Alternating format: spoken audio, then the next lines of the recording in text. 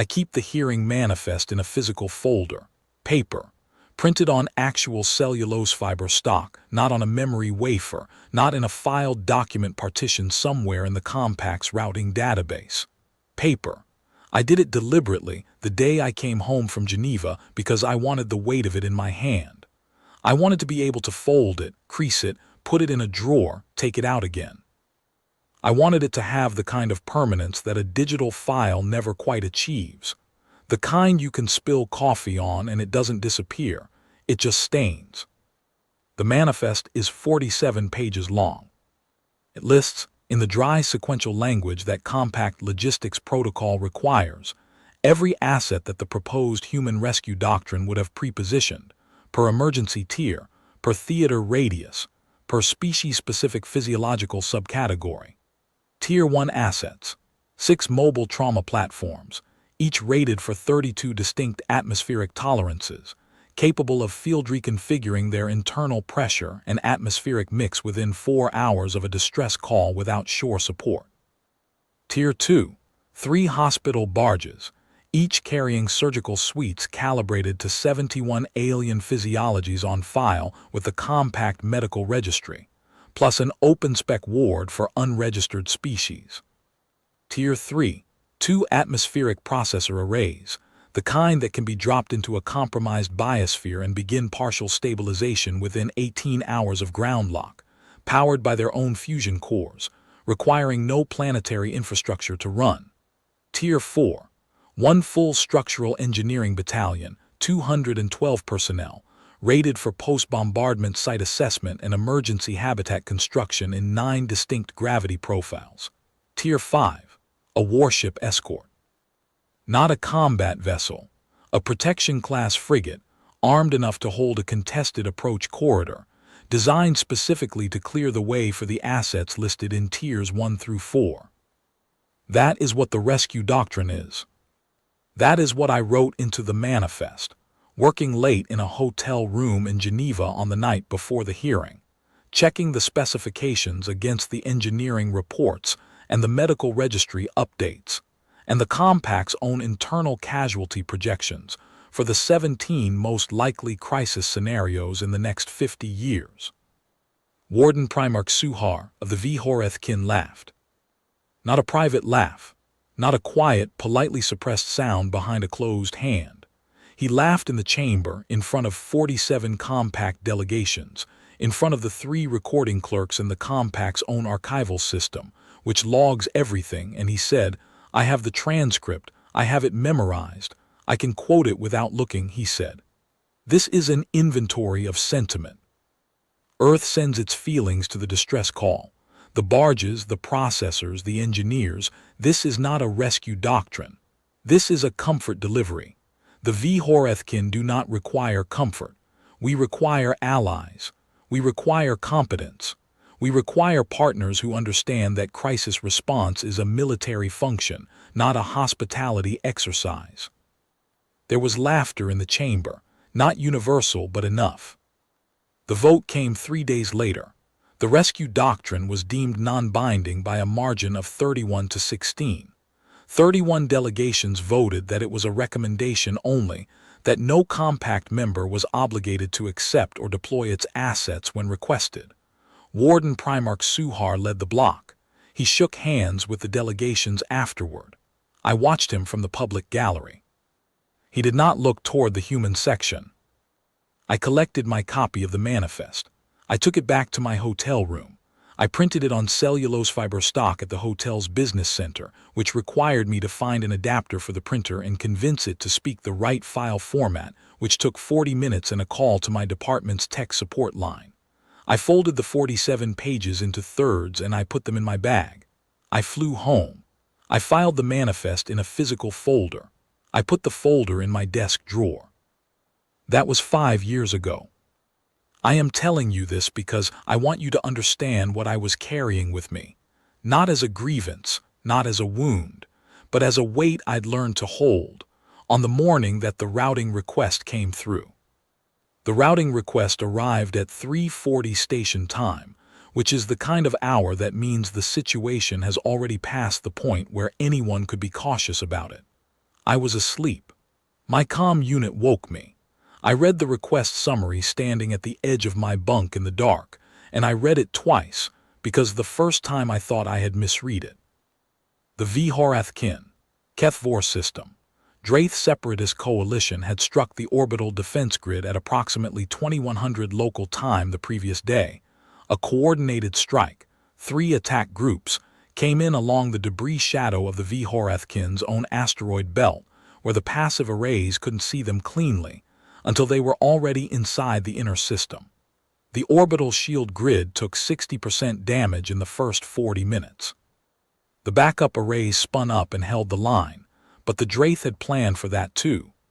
The second wave hit the atmospheric regulation hub in high orbit, a purely civilian installation, one of 4 that the Vhorrath-kin used to maintain Keth-Vorr's breathable envelope, because Keth-Vorr's natural atmosphere is slightly too thin in the mid-latitudes and has been supplemented by orbital processing for 300 years. 1 hub destroyed, 2 damaged, 1 functional. The math was not difficult. Keth-Vorr's mid-latitude breathable envelope was expected to begin degrading within 36 hours. The planet's population in the mid-latitudes, the most heavily settled band, where the capital was, where the Vhorrath-kin's primary agricultural zones were, where the majority of their civilian population lived, was approximately 400 million. The Vhorrath-kin military had repelled the Draith strike groups by the time I was reading the routing request. The Draith were gone. The battle was over. The crisis that remained was not a military one. The routing request was addressed to the Compact Emergency Logistics Directorate, my office, and it specifically, by designation number, requested deployment of the assets defined in the Human Rescue Doctrine, Compact Document Reference CE 7741R, non-binding, filed 5 years ago as updated. I read that line 4 times. I got up. I put on my uniform. I went to my desk and I opened the drawer and I took out the physical folder because I wanted to hold it. I set it on my desk and I sat down in front of my terminal and I began to check the readiness status of the assets. I am a convoy logistics officer. That is my job. I track assets. I know where every barge, every platform, every processor array is at any given moment, because that is the function I perform, because someone has to know, because a rescue doctrine is not theoretical comfort if the assets are not actually there when the call comes in. I had spent 5 years ensuring that they were there. After the compact vote, after the hearing, after Warden-Primarch Suhar's laughter, some people in my department had suggested that the prepositioning budget for rescue doctrine assets should be redirected, that we were maintaining infrastructure for a protocol that had been voted non-binding, that the resources could be used elsewhere. I had written 4 separate memos arguing against this, citing the non-binding classification as evidence that the assets might be needed precisely in situations where a member species had not adopted the doctrine and therefore had not built its own equivalent capacity. I had cited the compact's own casualty projections. I had cited 3 historical cases. 2 of those memos had been approved. 2 had not. We had kept most of the assets in place. Not all of them, but most.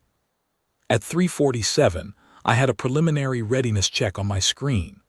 The mobile trauma platforms were at Relay Station Youngaddies, 8 hours from Keth-Vorr at Standard Transit.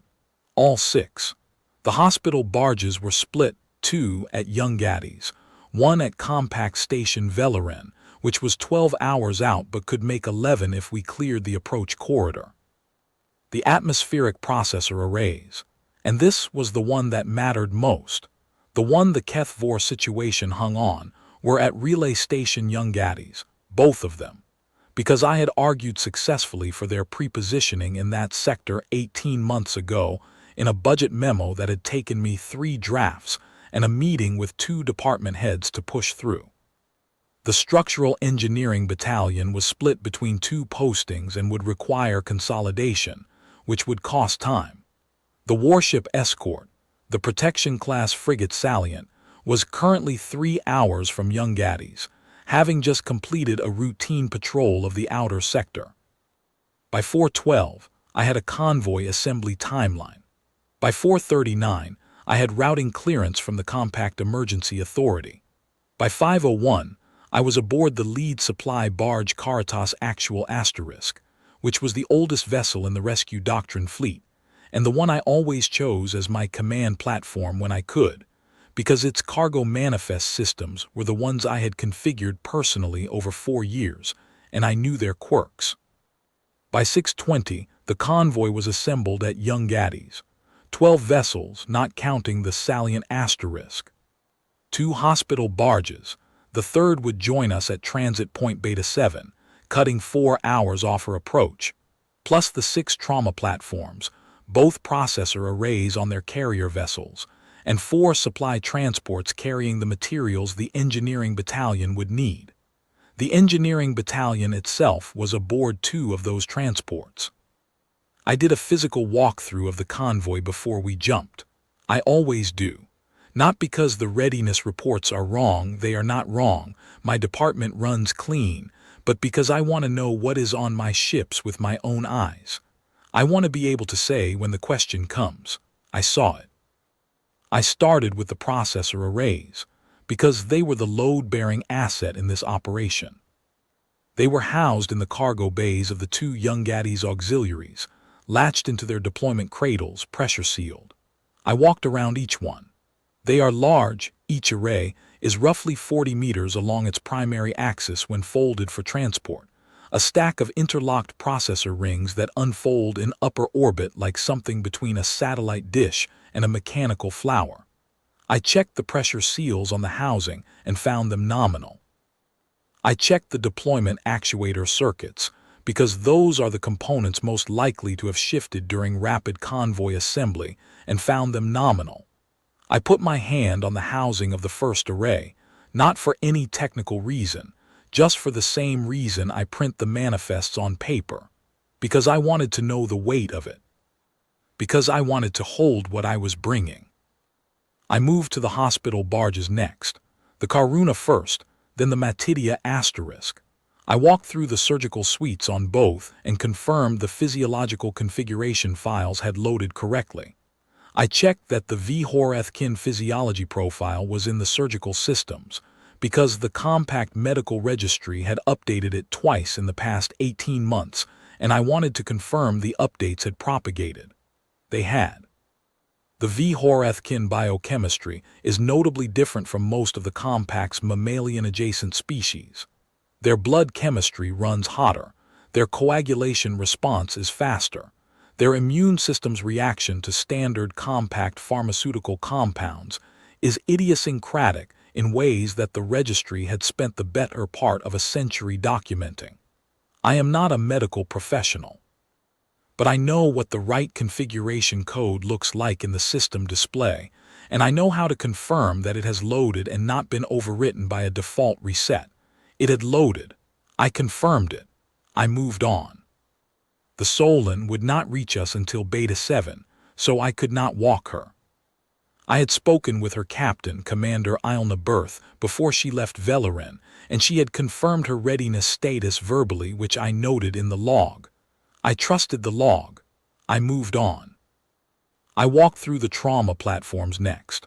All 6 of them were configured for rapid ground lock deployment, which means they are stacked in a specific orientation that allows them to detach from the carrier and descend without requiring repositioning. I checked the atmospheric tolerance presets on each one. I confirmed that the Vhorrath-kin mid-latitude atmosphere specifications, the normal breathable mix, not the currently degrading one, were loaded as the baseline, and that the platforms had the deviation tolerances they would need to work in an atmosphere that was shifting as the orbital hubs failed. I checked the medical supply manifests against the deployed inventory lists. I found a discrepancy on Platform 4. A pharmaceutical line item had been listed as loaded, but was not in the physical bay inventory. It turned out the supply had been moved to a secondary storage bay on the carrier vessel for weight balance reasons, and the inventory code had not been updated to reflect the new location. Minor. But the kind of minor thing that becomes a major thing when a medical crew on the ground needs that pharmaceutical and cannot find it in the expected location. I corrected the inventory code. I had the supply moved back to the platform's primary bay because I did not want a medical crew in a crisis looking in two places. I reported the discrepancy in the log. I found one other discrepancy. On one of the supply transports, a batch code on a construction materials pallet was entered incorrectly, which would have caused the engineering battalion's materials tracking system to miscalculate available inventory. Minor. Corrected in 10 minutes. 2 discrepancies total, both minor, both corrected before departure. I reported them in the log as required. Then I went to the bridge of the Vhorrath-kin's actual, and I told the convoy pilot to take us out. We transited in 11 hours and 40 minutes. I used that time to reread the Vhorrath-kin physiological documentation in the compact registry. The Vhorrath-kin are a mammalian species, fur-coated, rust-amber in the dominant population clade, with 4 upper limbs arranged in 2 pairs, the inner pair shorter and used for fine manipulation, the outer pair longer and used for leverage work. They average 2¼ meters in height in the adult warrior caste, which is the caste that most commonly represents them in compact proceedings. They are warm-blooded, with a respiratory system that processes a slightly richer oxygen concentration than baseline human standard, which is relevant to their atmosphere crisis, because the orbital hubs had not just been supplementing a thin atmosphere but maintaining a specific O2 concentration that the Vhorrath-kin had lived inside for 3 centuries. It was not just that the atmosphere was thinning. The mix was shifting. The O2 concentration was dropping toward the planetary baseline. For humans, the planetary baseline would have been uncomfortable but manageable.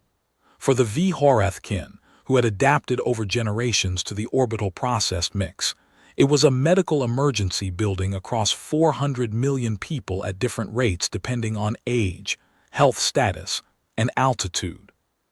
The atmospheric processors in my convoy were designed for exactly this scenario. The engineers who had spec'd them out, 8 years ago when the Rescue Doctrine was being drafted, had thought carefully about what a compromised biosphere crisis actually meant physiologically for a population, and they had designed the arrays accordingly. They could not replace the destroyed orbital hub, nothing in the convoy could do that. But they could supplement the remaining functional hub, and the 2 damaged ones to maintain a survivable O2 concentration in the mid-latitudes for long enough that the Vhorrath-kin Engineering Corps could begin permanent repairs to the damaged hubs.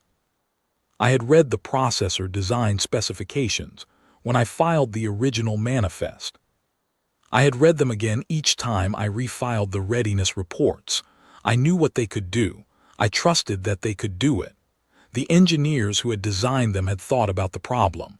That is the thing about the Rescue Doctrine, the thing that Warden-Primarch Suhar had called sentiment. It was not sentiment.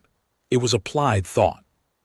Someone had sat down and worked through what a species in crisis actually needed, and then had built the thing that would provide it, and had prepositioned it so that the 8 hours between the call and the arrival was 8 hours, not 3 weeks.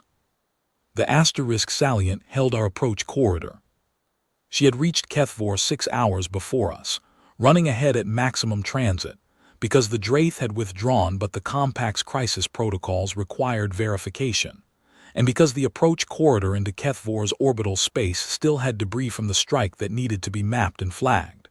When we dropped out of transit at the system's edge, her signal came through immediately. Corridor clear, debris mapped, approach path flagged, coordinates transmitted. 12 vessels plus the Vhorrath-kin's actual fell into approach formation. I was on the bridge.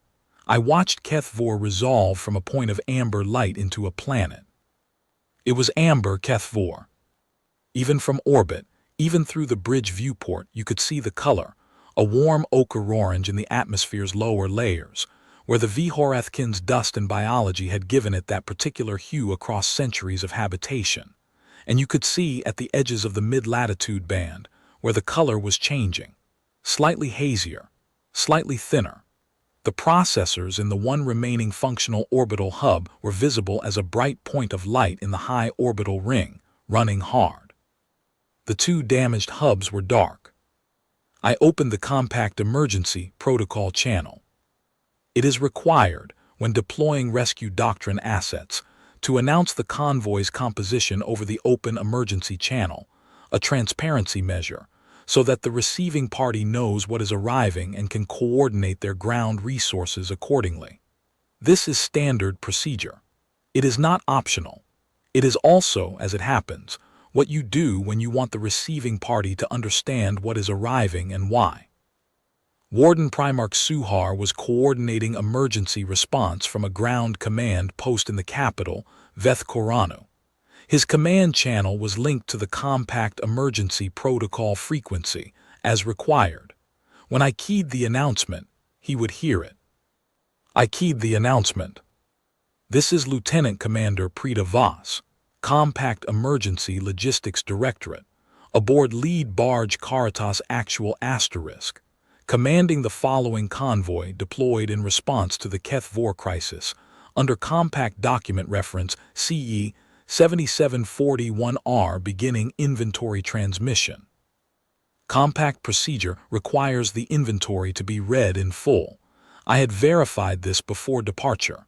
I was not going to abbreviate. Tier 1 assets, 6 mobile trauma platforms, currently deploying to the following ground coordinates as transmitted by Compact Emergency Authority. Each platform is configured for Vhorrath-kin physiological specifications per the Compact Medical Registry updated 18 months ago, and for an atmosphere in transition from processed to baseline O2 concentration. Each platform carries a full emergency triage suite, surgical capability for minor and moderate trauma, and internal atmospheric regulation to maintain a survivable internal environment regardless of external conditions. These platforms are rated for continuous operation at current atmospheric degradation projections for a minimum of 96 hours without resupply. I was reading from my screen. The manifest on my screen was the same manifest I had filed 5 years ago, updated twice since then, and it was also, in form and structure, the same manifest I had printed on cellulose fiber stock in a Geneva hotel room and folded into thirds and carried home in my bag. Tier 2 assets, hospital barges Karuna ***, Mytidia ***, and Solon, currently entering approach orbit. Combined surgical capacity for Vhorrath-kin physiology, 1,200 concurrent patients. Each barge carries a full pharmaceutical inventory calibrated to Vhorrath-kin biochemistry, updated per the Compact Medical Registry's most recent profile.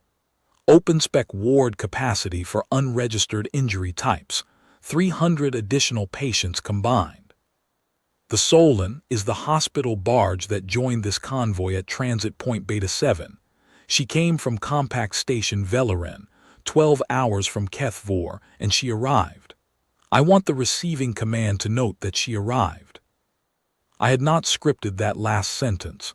It was not standard procedure. I said it anyway. The channel was open.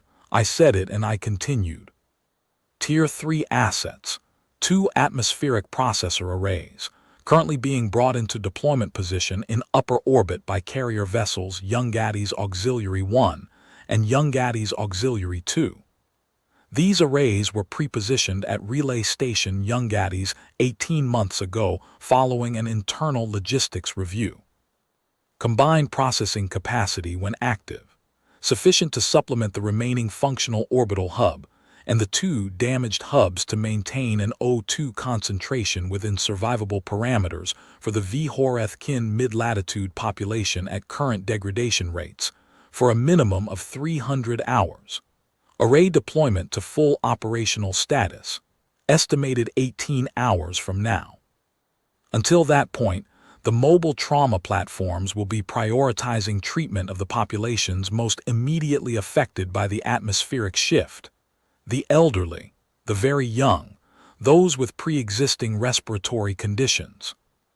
There was no response from the ground channel, but the channel was open. It was a two-way link. I could see the carrier signal from Warden-Primarch Suhar's command post, confirming active connection. Tier 4 assets, Structural Engineering Battalion, 208 personnel. We lost 4 to a last-minute medical hold, and they will follow on the next available transport. Current complement, 208.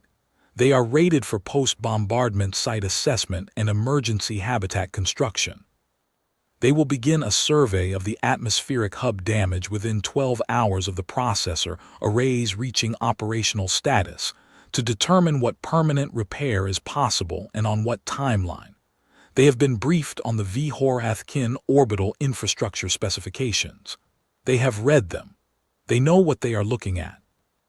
The convoy was in orbital approach now.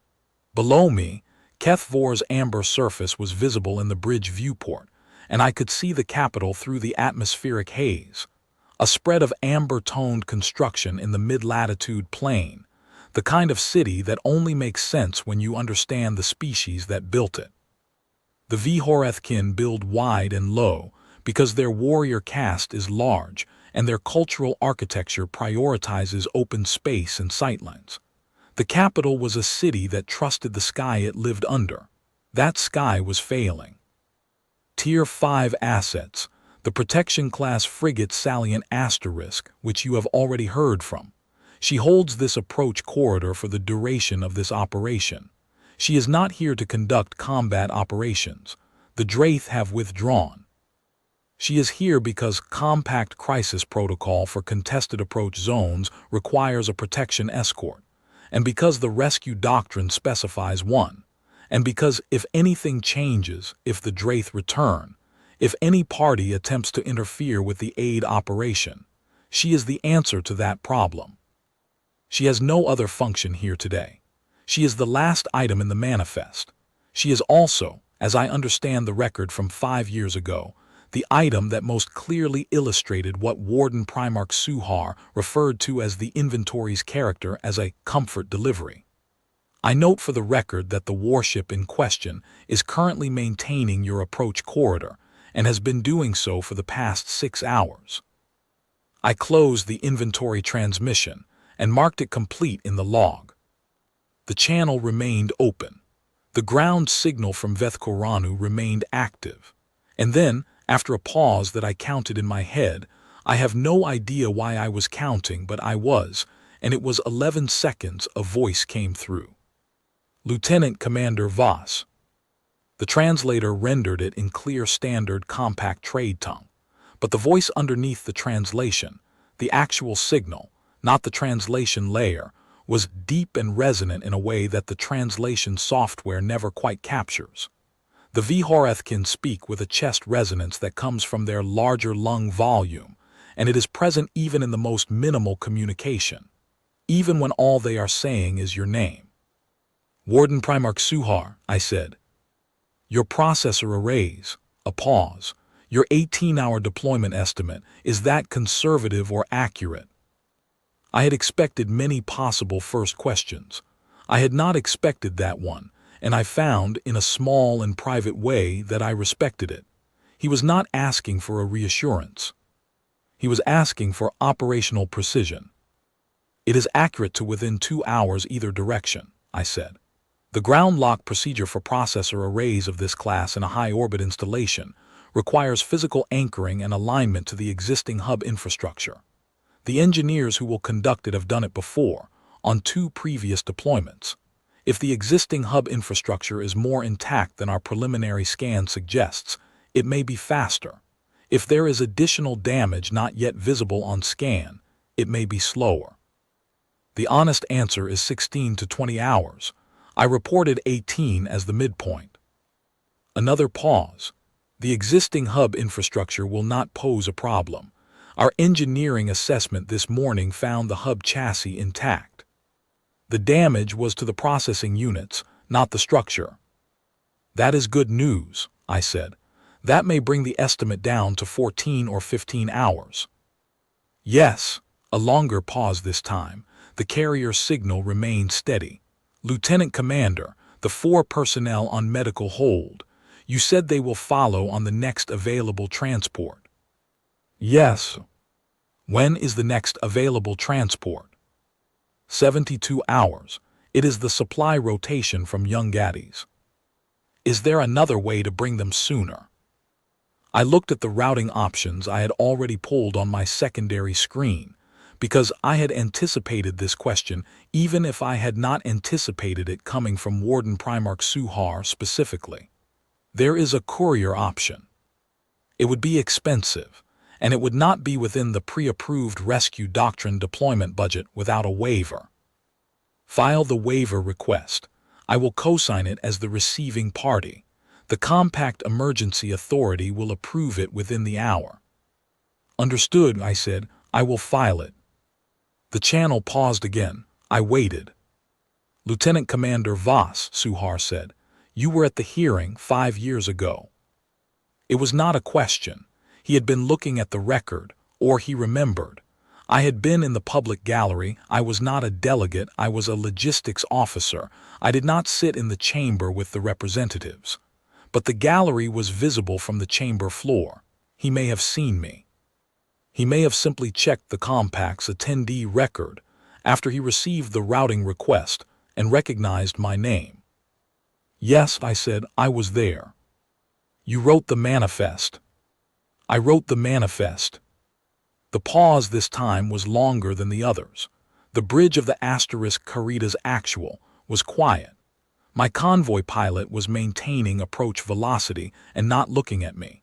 The communications specialist at the secondary board was examining his display with a focus that suggested he was very deliberately not listening.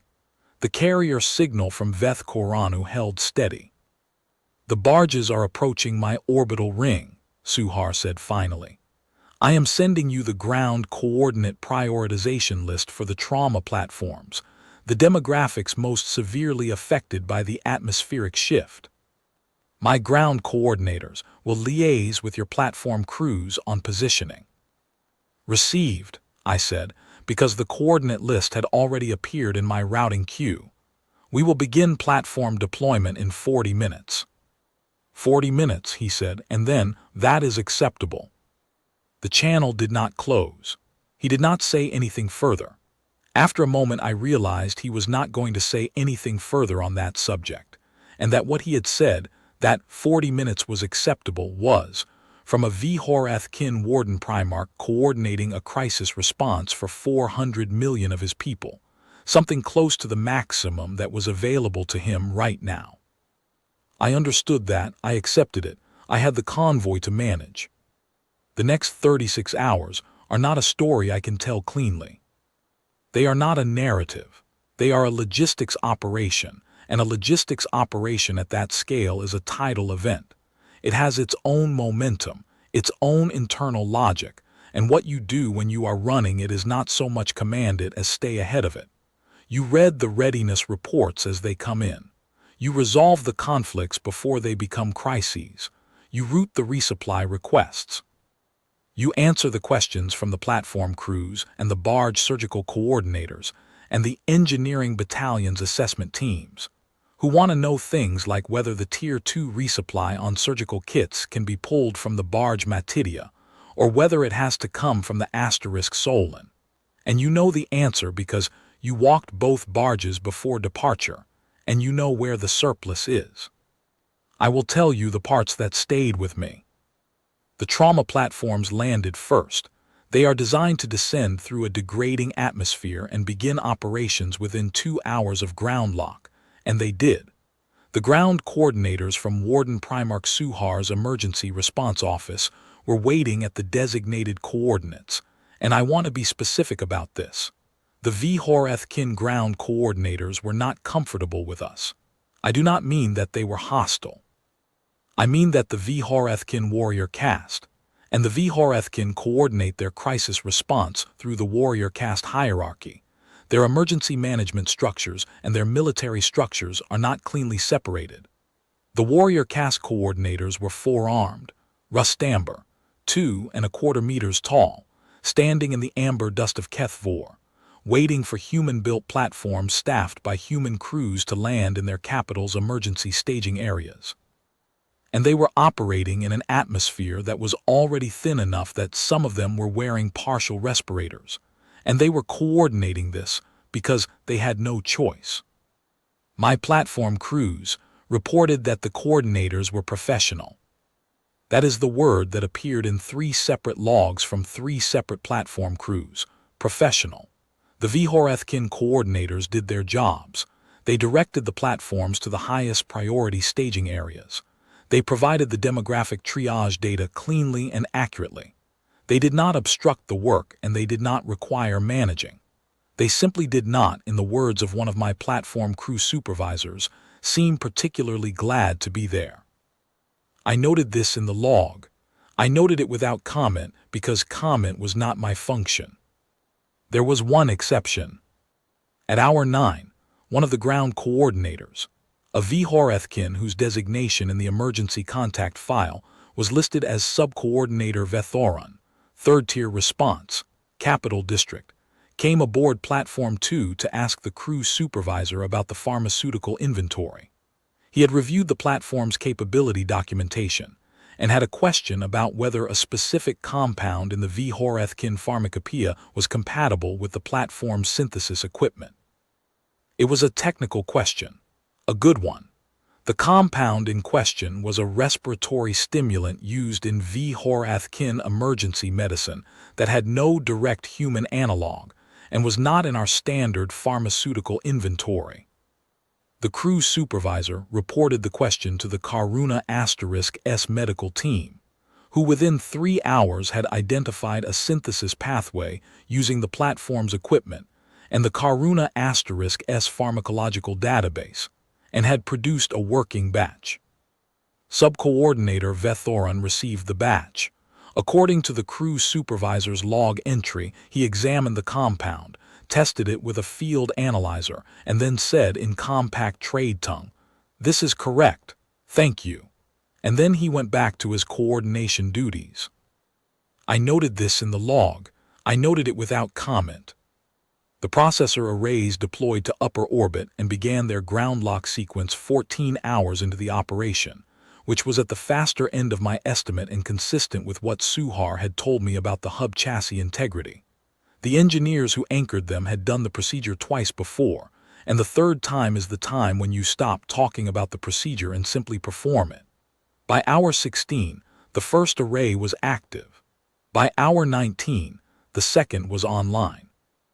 I was watching the atmospheric monitoring feeds when the second array came online. The O2 concentration in the mid-latitude band had been falling at a rate of 0.3% per hour since we had arrived, not catastrophic, but inexorable, and the Vhorrath-kin population most vulnerable to that level of shift was large enough that the cumulative medical impact was already filling the hospital barges faster than optimal. When the second array went fully active, I watched the rate change in real time on my monitoring screen. The O2 drop slowed, then it stopped. Then, very slowly, at a rate so gradual it would be invisible to someone who was not watching a graph, it began to rise back toward the target concentration. I sat with that for a moment. I was alone in the command cabin. I had a mug of something that was supposed to be tea and had gone wrong at some point in the preparation. I sat with the monitoring graph and watched the line turn and begin its climb, and I thought about the engineers who had specified those arrays 8 years ago, who had calculated the processing capacity against the worst-case scenario for an atmospheric hub failure in a mid-latitude settled biosphere, who had added a 20% buffer to that calculation because they knew that real crises are worse than worst-case scenarios, and who had been right. The buffer was carrying the load. The line was turning. By hour 20, the projection models updated to show that with both arrays and the 3 remaining hubs running at full capacity, the breathable envelope would be held. I was on the bridge when the projection update came through. My convoy pilot turned around and looked at me. I looked at the numbers. I sent the updated projection to Warden-Primarch Suhar's ground command post. His response came back in 4 words of compact trade tongue. Confirmed. Continue the operation. The barge Solon, the one from Vhorrath-kin, the one who had made the run in 11 hours, handled the largest single intake on the first day. The demographics most affected by the early atmospheric shift were the ones the Vhorrath-kin coordinator data had flagged, the elderly and the young. The Vhorrath-kin elderly are impressive. I saw the intake logs. I did not see them in person, because I was not on the Solon *, but I saw the logs, and the intake coordinators had noted, in the dry sequential language of medical intake records, things like patient cooperative and communicative, and patient declined sedation, requested surgical detail be explained. The Vhorrath-kin are a warrior culture, and their elderly are not inclined to accept medical procedures without understanding what is being done to them. The Solon *S surgical coordinator, a Dr. Ephraim Quellis, had apparently spent the first 12 hours of intake explaining, in careful compact trade tongue with a medical translation overlay, exactly what the O2 supplementation procedures involved to every patient who asked. The logs indicated that most of them asked.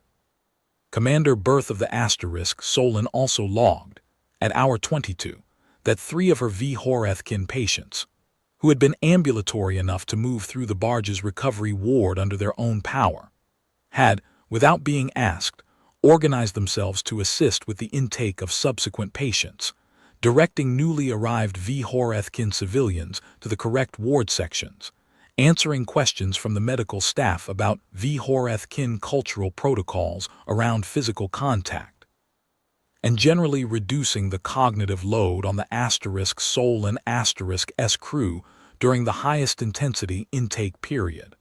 Commander Berth noted in the log that this had been extremely helpful and that she had thanked them.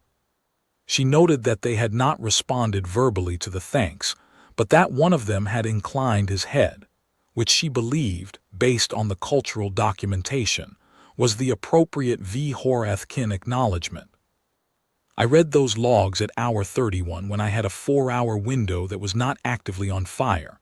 I read them in the small command cabin behind the bridge of the Carita's actual with a mug of something that had started as coffee and was now cold. I read them and I thought about Warden-Primarch Suhar's word, sentiment. He had called it sentiment, an inventory of sentiment. I thought about what sentiment actually is when you are a logistics officer. I have thought about it a great deal in the 5 years since the hearing, not with bitterness. Bitterness is not useful. It does not move the resupply or get the budget memo approved, but with the particular attention you give to a problem that you believe has been misunderstood.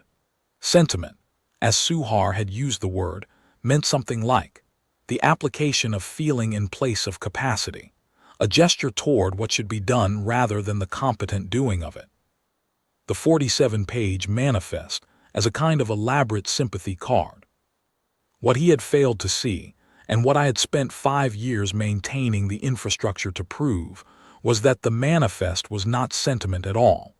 It was the opposite of sentiment. Sentiment is what you feel when you watch someone suffer and you wish things were different.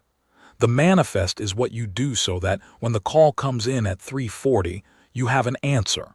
The answer is not a feeling. The answer is the 6 trauma platforms at Young Gaddies with their atmospheric tolerance presets already loaded. The answer is the processor arrays prepositioned 18 months ago at the end of a 3-draft budget memo.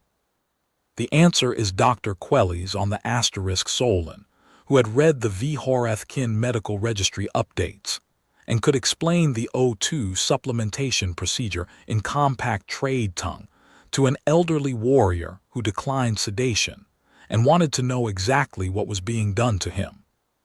Subcoordinator Vhorrath-kin's question about the respiratory compound, that was not sentiment either, from either side. That was a Vhorrath-kin coordinator doing his job carefully, and a human medical crew doing theirs. Sentiment does not move at 5:01. The manifest does.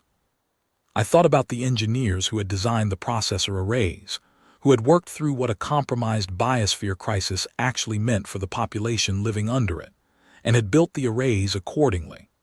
I thought about Dr. Quellies on the asterisk Solon, explaining surgical procedures to elderly Vhorrath-kin warriors in their first hours aboard a human hospital barge, patiently, in the middle of a crisis intake, because they had asked.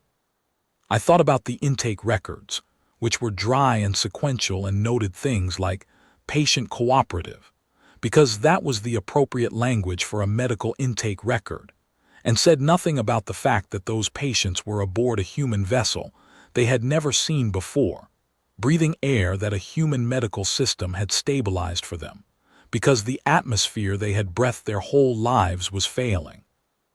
And I thought about the compact vote, 31-16, non-binding. I had tracked the 12 abstaining delegations in my record since the hearing. Some of them had crisis histories that made the rescue doctrine directly relevant to their own interests. Some had been uncertain. Some of them had been watching the Vhorrath-kin, the leading bloc, to see which way to lean. The abstentions were a kind of waiting, not yes, not no, but show us. The operational record from this deployment would be filed with all 47 delegations. The abstentions would read it too. I drank the cold coffee. I went back to the bridge. I managed the operation. On hour 38, the Structural Engineering Battalion completed its initial assessment of the damaged orbital hubs.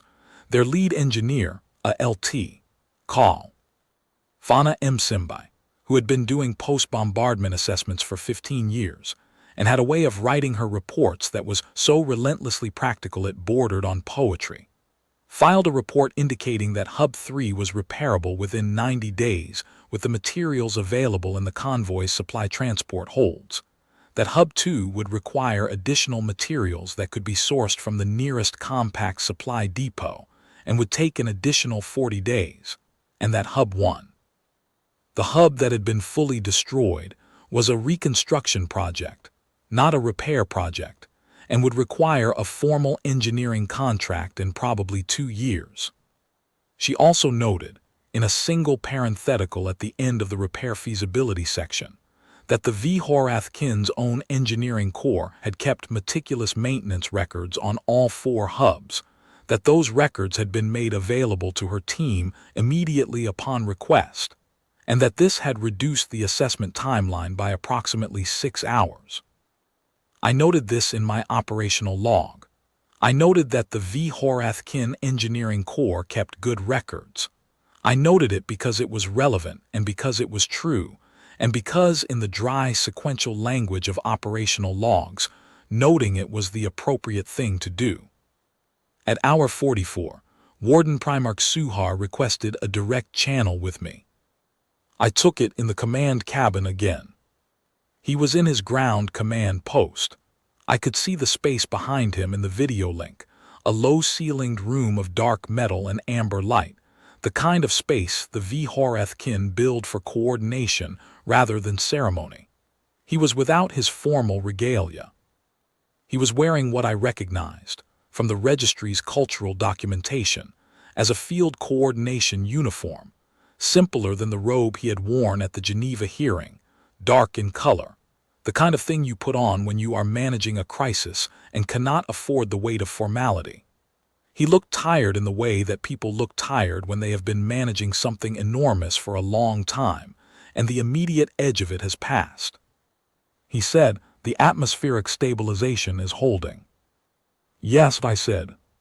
The latest projection models show that the 2 processor arrays plus the remaining functional hub and the partial contribution from the 2 damaged hubs will maintain a survivable O2 concentration in the mid-latitude band for at least 280 hours. Your own engineering corps and our engineering battalion are coordinating on the Hub 3 repair now. LT. Col Msimbai's initial material assessment indicates that the repair is feasible within 90 days using what we have. I have read her report, Suhar said. She is thorough. She is. He looked at me through the video link. The amber light in his command post made his rust-colored fur look darker than it probably was in natural light. He had 4 arms, and the inner pair, the shorter pair, the ones for fine manipulation, were folded against his chest, which the cultural documentation indicated was a Vhorrath-kin posture of something between restraint and deliberate stillness. The outer pair were at his sides. "The 4 personnel on the courier," he said. "They arrive in 11 hours. "Yes, the waiver came through in 2 hours as you predicted. The courier launched at hour 19. "Good," he looked at me. "Lieutenant Commander Voss, I want to ask you something that is not a logistics question." I waited. "The manifest," he said. "The one you read over the open channel when you arrived. That is required procedure, reading the full inventory." "Yes," I said. "For rescue doctrine deployments in a crisis-declared zone, the full inventory must be transmitted over the compact emergency protocol channel upon arrival. It is in the procedure document. I can send you the citation." "That is not necessary." A pause. "You read it in full." "It is required to be read in full." "Yes," he said. He looked at his inner hands for a moment and then back at me. "I want to ask you something." "You can ask it." "When you were reading it, the note about the asterisk soul and asterisk, that she had come from Vhorrath-kin and that she had arrived." He paused. "That is not standard procedure language." "No," I said, "it is not." "But you said it." "Yes." Another pause. The amber light in his command post shifted slightly. Some exterior change in the lighting, perhaps, or a screen coming active in a different part of the room. "Why?" he said. I had thought about how I would answer this question if it was asked, in the 36 hours since the arrival. I had thought about it in the clear, practical way that logistics officers think about things. What is the accurate answer? What does the accurate answer accomplish? Is there a version of the accurate answer that is more useful than another version? The accurate answer was not complicated. I said it. "Because it is in the record now," I said. "The Solon came from Vhorrath-kin. She came from 12 hours out and she pushed to 11. She could have told me it was not achievable on her scheduled fuel load, and I would have had to accept that because it was technically correct. She chose not to. That choice is now in the compact emergency protocol channel log. It will be in the operational record.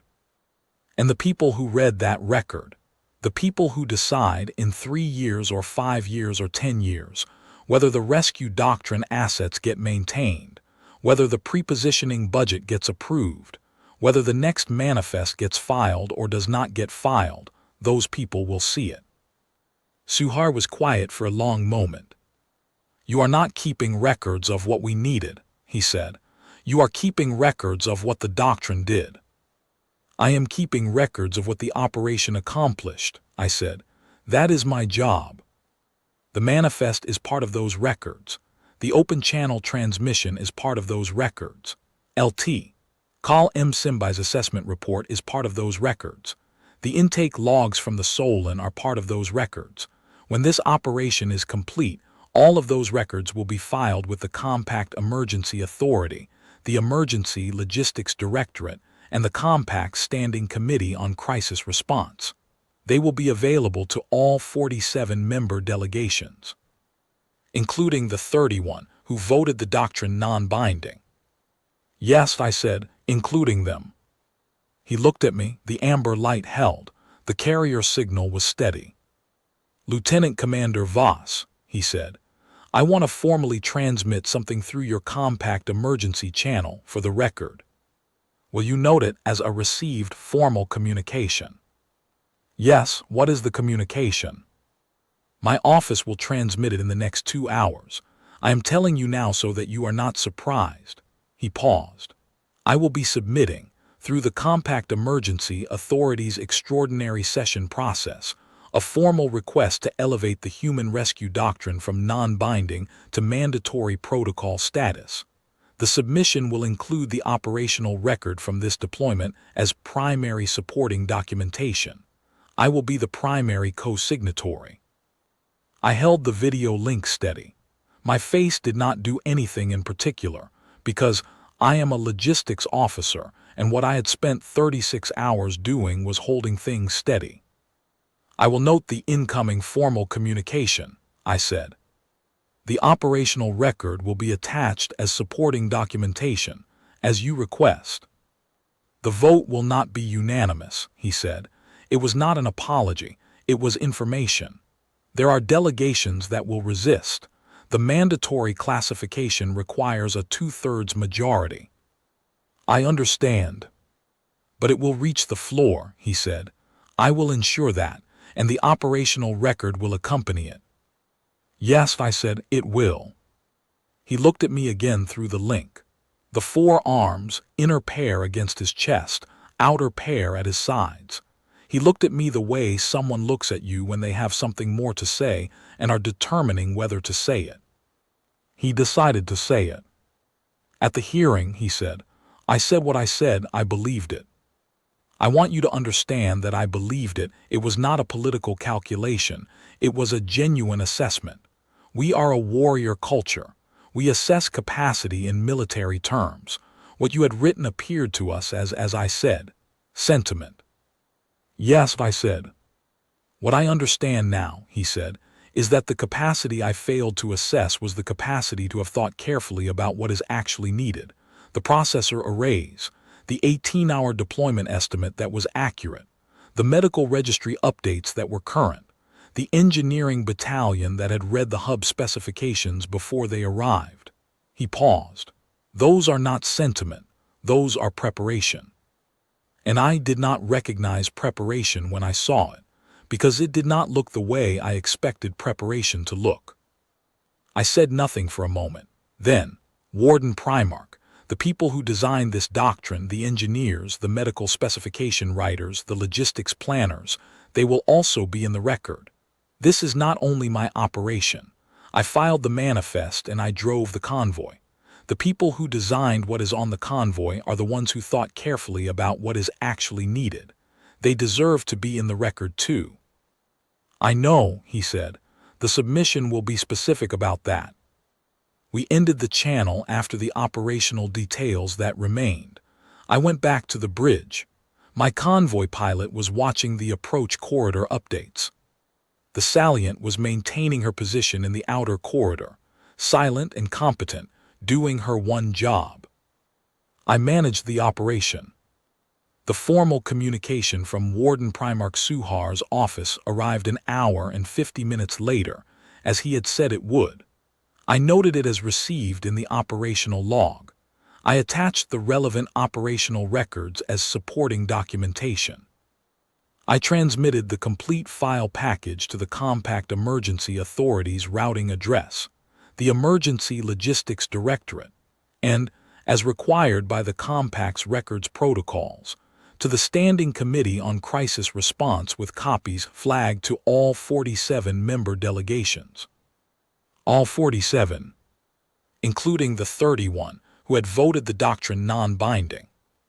The operation concluded at hour 71, when the Hub 3 repair work was formally transferred to a joint Human Vhorrath-kin engineering team under a standard compact technical assistance framework.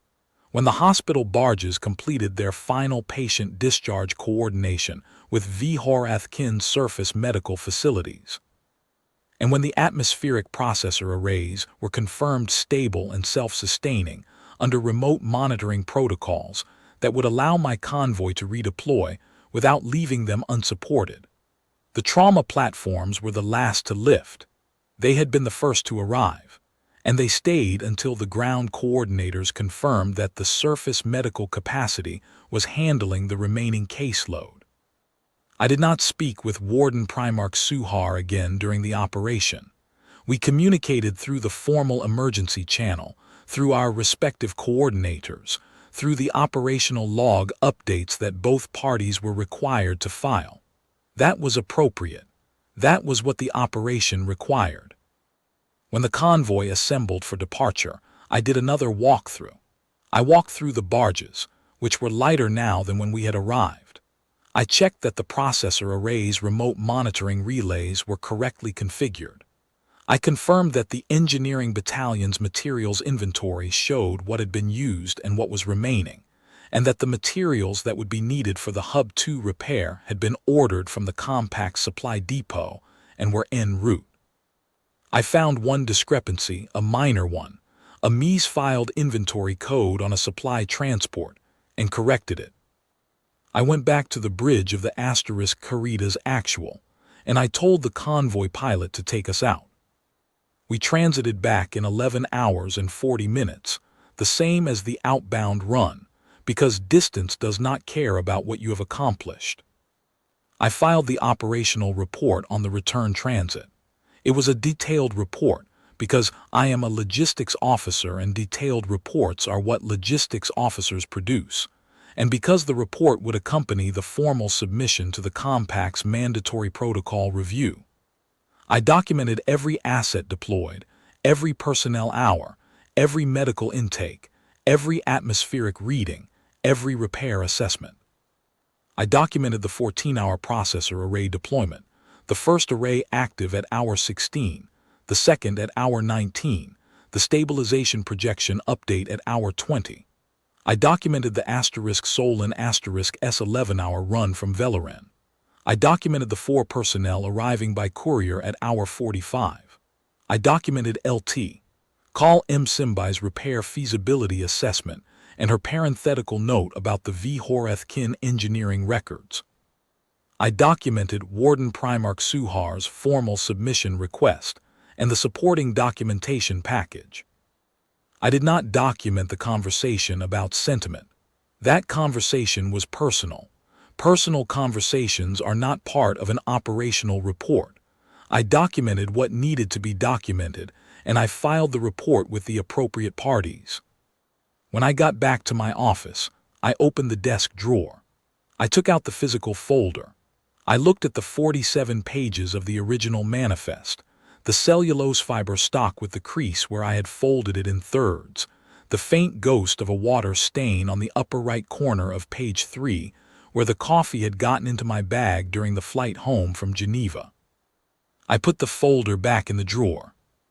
Then I opened my terminal and I pulled up the Compact Emergency Authority's routing system, and I began to check the readiness status of the assets.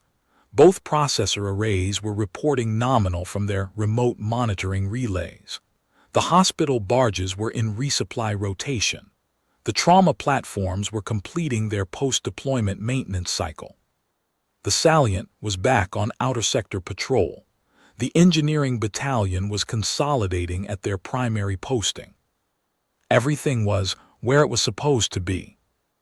I pulled up the next scheduled readiness report, the one that was due in 3 months, the one where I would document that all Rescue Doctrine assets were maintained to specification, prepositioned according to the sector plan, ready for the next call that came in. I set a calendar prompt. I closed the terminal. I went home. 6 weeks later, the Compact's mandatory protocol vote came to the floor. The submission was formally titled, Elevation of the Human Rescue Doctrine, Compact Document Reference CE 7741R, from non-binding recommendation to mandatory protocol status, with operational record of Keth-Vorr crisis deployment as primary supporting documentation. Primary co-signatory, Warden-Primarch Suhar, Vhorrath-kin delegation to the Interstellar Compact. The vote was 37-10, mandatory protocol. I was in my office when the result came through. I was working on a readiness report.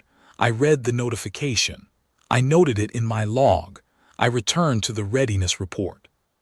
The next morning I printed 2 things on cellulose fiber stock, the vote result, and the full text of the amended protocol document, which was now CE 7741R mandatory, with the complete asset specifications, the deployment procedures, the prepositioning requirements, and the mandatory acceptance obligations for all 47 compact member species. I folded them into thirds. I put them in the folder with the original manifest. I put the folder back in the drawer. Then I opened the pre-positioning budget request for the next fiscal cycle. Because now that the protocol was mandatory, the budget had to reflect that. The asset levels had to be reviewed. The pre-positioning plan had to be updated for all 47 member species, not just the ones who had previously consented, and I began to write. There was a lot of work to do. There always is.